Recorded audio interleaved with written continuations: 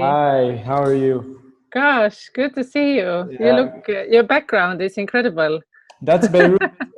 That's Beirut before the 4th of August. Yeah. And at the back of me is office after the festival. Yeah, I was gonna say that's probably what it is. It looks like it. Thank you for being here, Helen. And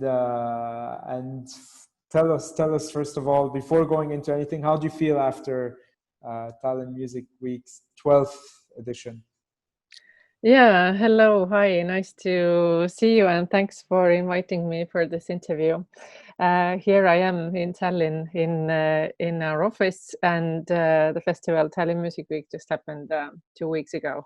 It's still quite unbelievable that we were able to pull this off at this time of the year, but of course. Well, we feel exhausted but happy for the fact that the festival went on and the conference.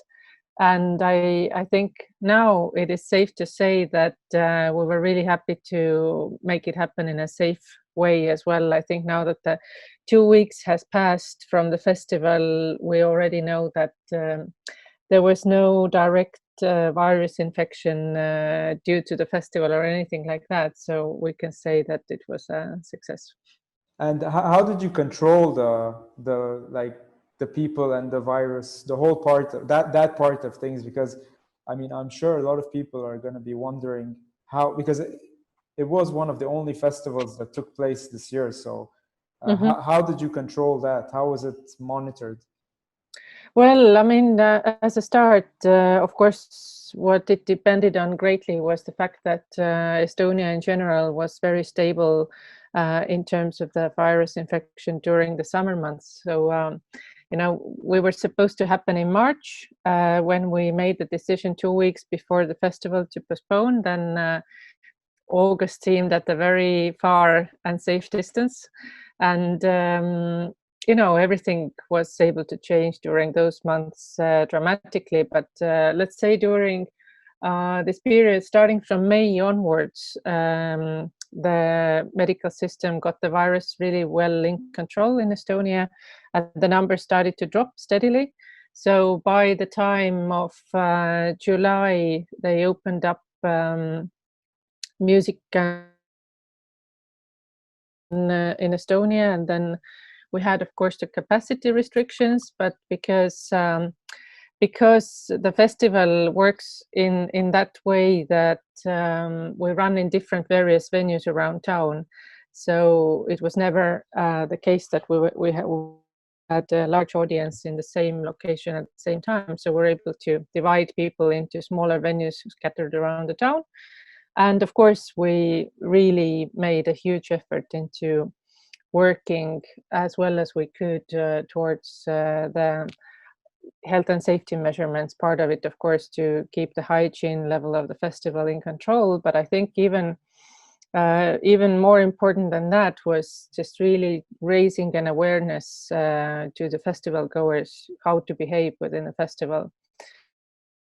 I think one thing which is important for all of us to understand if we want to carry on doing those events during these times is that as a festival organizer, what you can do is to create an environment, but there is no such thing that you can really guarantee safety to all participants. So how we were explaining it was mentioning that safety is a collaboration. You as an organizer do your part in creating the environment as expected and just really fulfilling this promise.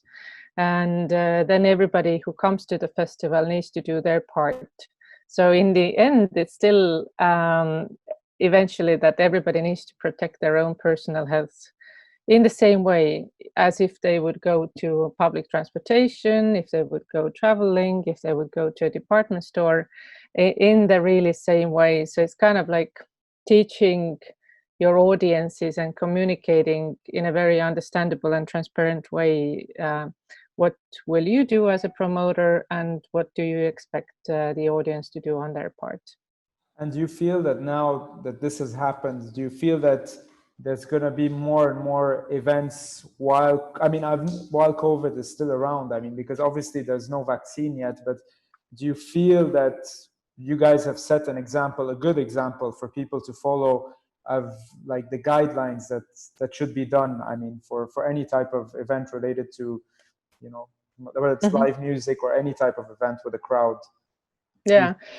Well, I think what has happened dramatically in comparison to what was happening in March is that in March there was absolutely no knowledge about the virus and how it behaves. And nobody really knew. And I think the reaction, how our states and our medical systems and how every single country in the world behaved, was to protect their medical structure, to make sure that the hospitals are going to be able to cope, basically. So I think the very serious lockdowns were connected to the fact that very little was known of the virus, and everything was done to protect the medical sector. But what has changed now, and of course we need to face the reality that autumn, most likely, as we look at the statistics, is going to bring the second wave of the virus. What has changed dramatically is that so much more is known about how the virus spreads.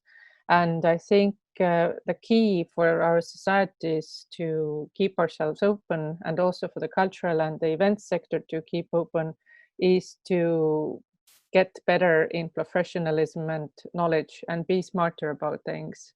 Because I think everybody knows by now that another lockup or lockdown like this is just economically and socially unviable. And already, there is knowledge and statistics about how the spread of virus is affecting mental health.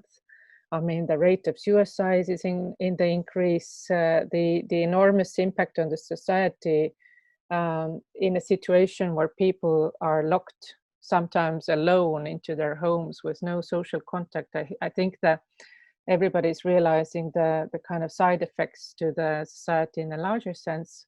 And I personally think that, the task of the cultural sector is, first of all, to sharpen up our professionalism in terms of crowd control and health and safety. And second of all, to really acknowledge what we can offer for people as a form of art, in the sense of kind of helping people to cope with this. And I think joining for the reason of enjoying music and culture and meeting people socially is a very, very significant part of our social behavior pattern.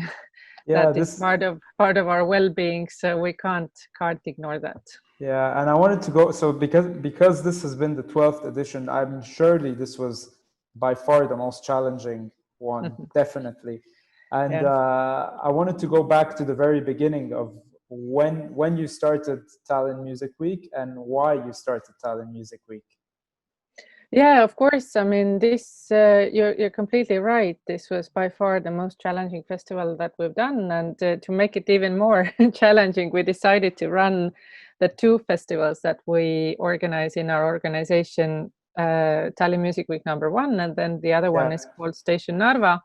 We joined these two together into the same week to make it even more of a challenge. Is there any potential, like, it's not conflict of interest because it's the same company, but I mean, if they're doing more or less the same thing in the sense that it's concerts, it's a conference, and so on and so forth, do you feel that they could overlap on one another by them happening at the same time, or is Well, Estonia this well like drawn out for that?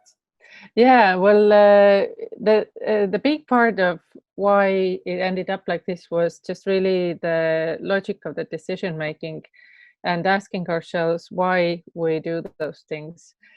First of all, the reason for us to join and combine these two was the understanding that this is literally the only way of doing this, because otherwise Station Narva would have happened in September, and we decided with the team that it would be even more challenging to run these two festivals with, I don't know, 3 weeks in between them. So joining them together was, first of all, a very kind of a practical decision to share artists, to have a combined marketing campaign, to join the forces of the two teams. But second of all was just really kind of honestly asking ourselves, why do we do these events? And of course, these two festivals have a little bit of a different agendas of their own as well. For the purpose of Tallinn Music Week, how we looked upon it was that we want to do a festival which has maximum positive impact on the Estonian music scene, artists, and the whole musical ecosystem. And on the whole city in general, because you go way beyond music, which is something that you've gradually done down the years, if I'm not mistaken, because it was at first fully concentrated on music, and then there was other elements, whether it's movies, whether it's food, whether it's just it's a cultural festival much more than just a music festival, as opposed to Narva, which I think is just music, or is that also different? Yeah, well, you're right about that we always felt that different art forms should collaborate more closely together. And what we've realized during this pandemic is, in fact, how closely connected these ecosystems are. The creative ecosystems, but also the creative industries or the cultural sector to the tourism sector. And everybody understood that very clearly this time, that if we still hope to fill any hotel spaces in the real struggling tourism industry, well, there needs to be a real double motivation for people to travel this time. And it became just really self-evident.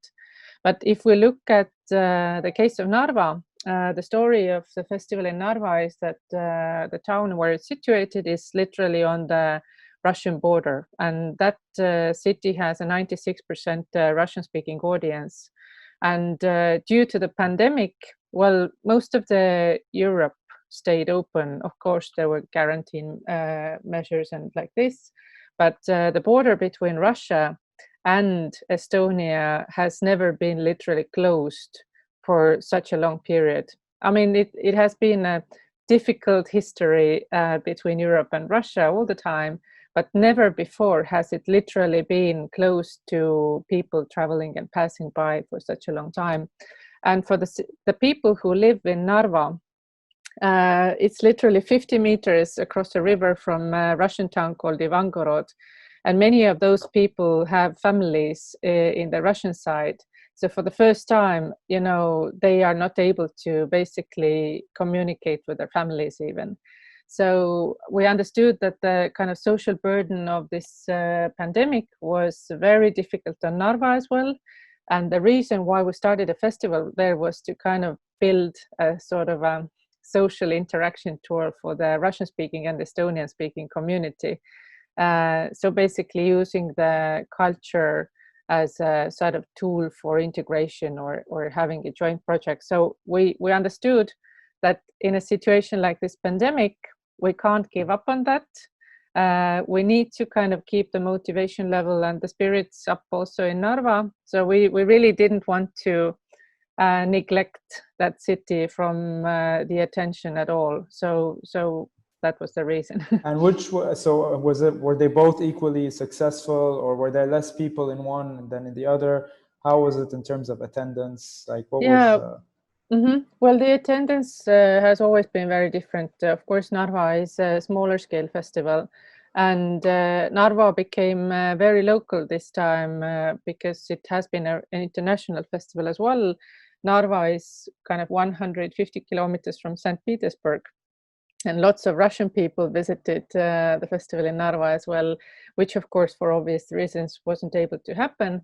But in the end, it was the whole week kind of behaved in that way, that Wednesday and Thursday was Station Narva, Thursday to Sunday was Tallinn Music Week. But Narva was a beautiful kickoff to the whole week.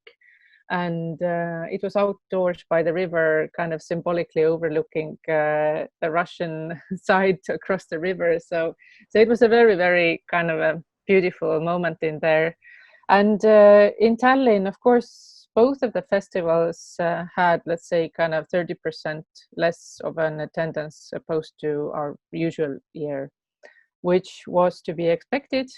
and understandable. And part of it was due to less people from international countries. Yeah, of course. But of course, there will be always audience members who don't feel comfortable coming out and like this. But we were prepared for that. Yeah, yeah. And just another thing, so now that it's been 12 years of Tallinn Music Week, and before that, if I'm not mistaken, you worked with Live Nation for a while. And talk me through that period. So from when you started working in the music industry, because I love how Tallinn Music Week has reached what it is today. And I love the direction that every year it keeps going in a different direction that always inspires me so much. And but I wanted to know the very start, like when you got into music, why, and why did you leave Live Nation and start your own thing? Like the entrepreneurial side of you, why and how did that happen? Yeah, well, I was 21 when I got my first job in the music industry, and that was in a company at that time. It was called BDG, and then later on they merged into Live Nation. I worked there for 9 years, and my job was mainly to be a booker for international talent. So I was involved in coordinating shows with big artists like, I don't know, from Elton John to Rammstein, Depeche Mode, Placebo, Sting. And these were the first time. This was the first time that these artists performed ever in Estonia, right? Not in all of the cases, of course. Okay. There were several companies who were doing it at that time. But what Okay. our company, or what BDG company at that time was doing, it was coordinating shows in all of the three Baltic countries: Estonia, Latvia, Lithuania, and then occasionally collaborating with partners in Russia and Ukraine, and sometimes in Belarus as well. So I ended up in a position where I was the main contact to the UK agents in making the deal, coordinating the whole thing. Then we had partners in Finland and Sweden for the Live Nation partners. And then we coordinated back into the Eastern European partners with the Baltics, Russia, and Ukraine. So I think in my job, the biggest kind of a learning curve for me was to how to coordinate things internationally in between of different working cultures, and how to kick off this kind of regional collaboration. But the main motivation, or the reason why I set up my own company and Tallinn Music Week, was that I just saw it very clearly that there was so much competition and focus put on bringing international talent in, and not much being done in working on the music scene locally. And there was this sentence that I will always remember. That was our partner at that time, Risto Juvonen, who was running the Live Nation Finland office. He said something very clever, that you will never have a stable music industry in your own country unless you start working on the local talent. Because, it was always the Finnish music industry in that sense as well, that they were doing all the mega stars in arenas and stadiums as well, but always the stable core part of the industry was building on the local talent. The kind of ongoing club shows, tours with a local artist, and that was kind of less risk and more stable weekly business and activity. What I find interesting, just because it's very similar to Lebanon in the sense that Estonia isn't a very big country relatively. I'm not sure of the population. Is it 1.3 million? Yeah, I was going to say 1.2, but yeah, 1.3 million. So it means that already pulling off shows is not necessarily very easy to do, and attracting international audiences isn't as well. So do you feel that I know there's been an improvement, massive improvement of exporting Estonian artists, but I want to know what you think about the role of language in that element. So Estonian artists who have been able to develop down the years, who've been able to perform both in Estonian and in English. It's here. There's some who perform purely in Arabic and some in English. Do you feel that performing not in your native language is a positive thing or a negative thing? Well, yeah, of course, it's been a big discussion here as well. But before that, I want to just mention as well that it's the local scene that creates active jobs for the local ecosystem. And when we started Tallinn Music Week, we would never have imagined that any local Estonian artist would sell out 10 dates tours within our own country, that any local Estonian artist would sell out the biggest sports arena, which is 9,000 capacity in Tallinn. These things we would never have even imagined at that time when we started, but all of those have happened. And of course, the bigger the local scene grows, the more significant part of the industry it takes. Then you start discussing these things that, if you want to tour internationally, should you be singing in English? Will it work in Estonian? Uh, to that question, I will never answer this or that. It's always the artist's own kind of authenticism question. If they feel authentic in Estonian language, they should definitely do that, because in that case, it's very unconvincing to be trying to sing in bad English. I would say Yeah, of course, it's all of course. about what you feel is part of your identity. For example, I can point out, let's say, Maarja Nuut, who's Yeah, an yeah, yeah, Estonian composer, fiddle player, who has sort of developed this solo performance of her using some of the songs and snippets from the Estonian folklore tradition.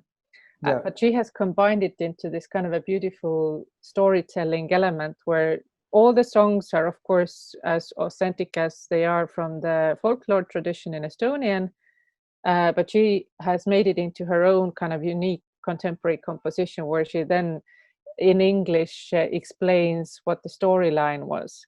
yeah. There are many ways of doing it, but she's just like one of a very encouraging examples. Or then if we think about, I don't know, artists like Sigur Rós, or Yeah, even exactly. Because even in or Lebanon, we have Mashroua Laila who sing in Arabic and they tour all over the world. And whenever they tour, I don't assume that people understand what they're saying, but people go there. When Manu Chao performs, not everyone speaks Spanish. And Mhm. the singer is French, So I've always wondered if there's what people think about this, because when we see that some of the biggest artists or the biggest names or even the biggest songs in today's industry are not necessarily in their native Yeah. language, I wonder, like, is there a formula that we find works or doesn't work? But as you said, it probably there isn't one. But Yeah, but also I think that the fact that streaming is such a big part of our music scene now, I think due to the digital availability, all these different national kind of identities and smaller scenes from various countries are becoming gradually more visible, and there is much more interest and kind of focus on diversity. I don't think we should kind of follow the footsteps of this kind of Anglo-American type of music industry. yeah, Even, yeah, yeah, yeah, one thing is what happens on the stage, but we see quite a lot of change also what happens in behind the stage in terms of, when I started in BDG, it was year 2000, and then all agents that were selling shows into Europe were based in London, all of them. yeah, Never came across anybody based in any other countries. Even that has shifted. There's lots of agents being based in Sweden or Berlin or anywhere in Europe, basically. So I think that's just only natural that the business is getting more kind of diverse and kind of divided into segments. yeah. And speaking of streaming and the way things have changed, what do you see as the major changes coming up in the next, maybe, I don't want to say 5 years, because 5 years no one can predict, but I would say the next 12 to 18 months that you feel are things that are going to happen? Because if someone told us 12 months ago that everyone was going to be doing live stream concerts on Instagram and on Zoom and on whatever, no one would have perceived this. Do you think that there's something 12 months from now that's beginning to take shape that artists should focus on maybe?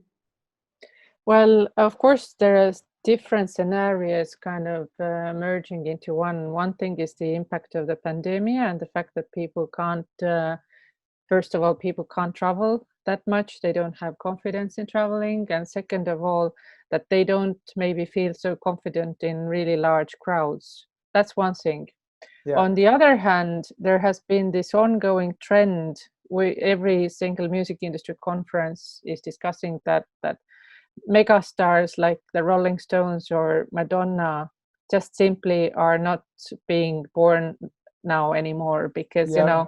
the kind of the story of how you get selected by a major record label and they put all their effort and budget into building your career that consists of maybe a contract of 10 albums. That's just it doesn't exist anymore. So the structure of the business has changed in a way that it creates more diversity rather than just very clear superstars. So putting those two things together now, I think it's quite logical to expect that maybe eventually it will mean that festivals that gather together 100,000 people, for example, are not going to be maybe a regular type of business anymore. Maybe the business that only focuses on arena tours of the capital cities of the core European towns, maybe that's not going to be a case anymore. So maybe we are about to look into a business that has more well curated sort of boutique brands, festivals, record labels, media outlets. So of course it's going to be more, how shall I say, scattered and fractioned, but at the same time, it also, the positive side, how it feels to me, is that maybe it's going to be much more interesting and authentic, and maybe it will support regions and countries that were not so much in the highlight before.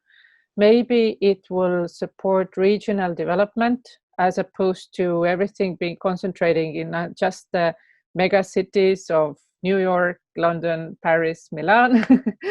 So I don't know, putting those two things together, being based in Estonia, where what we are rich in is a lot of fresh air and forest and free nature. And talent, I have to say. I think you're one of the best examples for people to follow. And I don't say it just because I'm speaking to you now. I use Estonia and even the work that you've done with something like Music Estonia. I use it as an example to everyone because I've seen the impact you have on artists and in general, just the way it's such a forward-thinking country. So I think with all the things you're saying with fresh air and forest and the talent that's there, then but I was it made me really think, because during the spring and summer, none of us were able to travel as much as we were used to. So instead, I traveled more than I ever maybe did within my own country in Estonia. And this kind of like landscape, going to the nature, became much more important part of me. And I was just thinking to myself that how come we even were excited about going to these standardized sports arenas when we could have the opportunity to have, like, I don't know, a sunrise folk concert or I don't know, something happening in forests, meadows, by the sea, in the nature. I don't know. It to me, it feels motivated, and it feels like a possibility for a different type of an industry that is not so standardized. I mean, like if you look at the regular touring, you kind of a structure. It's like make as much of a standardized show that you can pack into a truck as possible. So maybe absolutely. So maybe instead of that pattern of thinking, our artists will really use their creativity and find these very unique towns, landscapes, natural settings, where Yeah. I don't know, maybe 50 people will experience something that is going to be, I don't know, the moment of their lives, Yeah. instead of 100,000 people going to another festival that looks like exactly. Like every other festival. Yeah, exactly.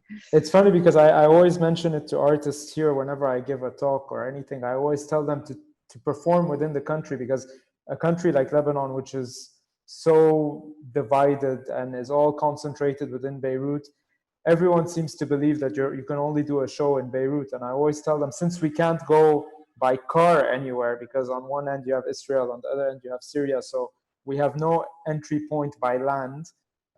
If we do anything by land, it's going further and further within areas that maybe they don't even know that these artists exist, you know? So I totally agree with this approach. Hopefully, I don't know, one day we'll be able to go back by land somewhere, but I think we're far off that for now. But Yeah. Yeah. another, yeah, go on. No, I was just to acknowledge. I miss being in Beirut and in Lebanon. I hope to travel back to your country as well. And I mean, I couldn't imagine anything more exciting than to be able to follow, I don't know, contemporary culture in 10 different cities in Yeah, Lebanon. I yeah. mean, wow, It's that would something. be. It's something I hope to be. I've done it once, twice before. I would like to do more of that eventually. But now it's just like it's an unreal time. But Yeah. we'll get those days back, I hope. I saw recently you posted that you went back to university, Mhm. and I want to know more about this, because I know what I believe, and I want to know I want to hear why and how you've gone back. Funny. I don't know if you read the statistics that apparently during the time of due to the pandemic in general, university admission applications increased globally, I think 15% Really, or something like that. really. Imagine people just had the time to think and ask themselves this question, where do I really want to be, or what do I want to do? Yeah. But in the case of myself, I think I've been having this desire for the past couple of for some years already that I want to study, because I've been in music business basically since I was 21. So I've been in music business for 20 years in a row, and not at all do I want to leave music and culture, but I understand that our sector needs kind of upgrade of knowledge, how Yeah. to Yeah. kind of build the impact of our cultural sector in the society. So what I did, I went back to university to study political science, and I just felt that the bigger the challenge is, the smarter we have to be eventually. Yeah, because And yeah, yeah. because I believe I've said it in my mind. I've said it to anyone. Whenever I mention that, I believe you're going to be the president of Estonia, and I'm going to say it on record here so that it's there saved. And when it happens, I can say I predicted that when it uh, happens. Uh, well, one day, uh, one day. I'm not going to comment in anyhow. All I want to do at this point is to kind of understand the world in a better way, so I can kind of put my kind of like play a role in maybe having some positive impact. So that's my thinking behind it.